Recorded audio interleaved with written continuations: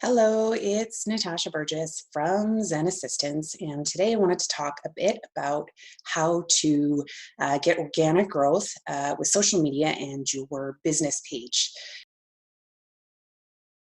Really important to follow the 80-20 rule, regardless of which social media platform you're on. And what I mean by that is 20% of the time you can post about your product or service, and 80% of the time you should be posting something else. Some engaging content such as some funny memes, something that would educate your client base or your potential client base, or even just engaging in regards to personal stories about your life that might be related to your passion. 80-20 rule becomes important because we've all seen the pages of maybe friends or families or a business we were interested in that we've liked, and all they do is push their product and their business all the time, and very quickly we lose interest and or unfollow the page. Hashtags become important, especially on Instagram, and are starting to become more important on Facebook. This is how a lot of folks will find your posts as they'll search by hashtag for content and accounts. So the best way to do this on Instagram is post your post and then comment right afterwards with the hashtags you would like to associate. Now, some people say you need to put like 30 hashtags.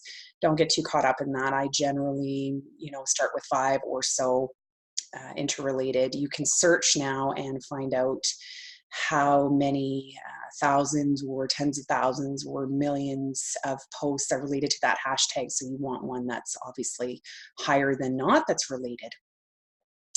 Hashtags on Facebook are starting to be used more and more as folks get familiar with Instagram hashtags. Hashtags work all over the internet, of course, and Twitter included. But if you're using Facebook, hashtags also drive traffic to your page. The other one that takes a little bit of time in the beginning, but will become easier and require less of your time as you have more likes and follows to your page, is searching out related businesses or people that have like-minded vision, branding, businesses related to yours, and make sure that you are liking their posts, commenting on their posts, or even commenting on other people's comments. This will have folks looking at you, liking your comments, driving traffic back to your page. So we recommend that you do this to begin with if you have the time, at least an hour per day. If you can't, of course, any is better than none, but you'd be surprised how quickly you will drive more traffic to your page when you do this.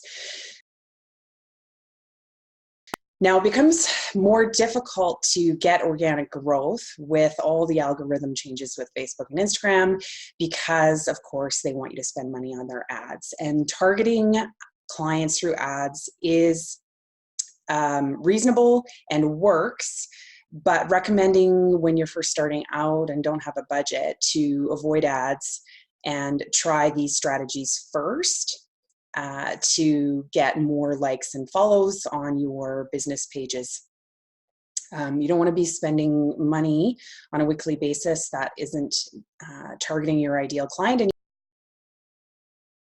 you may not know exactly who your ideal client is right when you first start out. A niche is always better, especially if you're an online business working remotely, such as myself, because there's so many of us out there.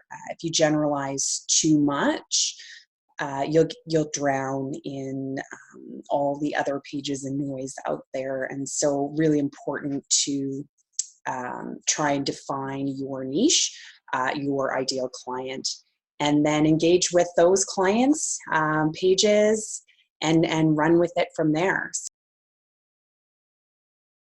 Have fun. I will do a video next in regards to types of engaging content. If you're stuck for ideas and what you should create and don't necessarily want to just, recycle everybody else's content, and you have the time and creativity, it can be fairly quick and easy. You'd be surprised. So thanks again. It's Natasha here from Zen Assistance, and hope you have an awesome day.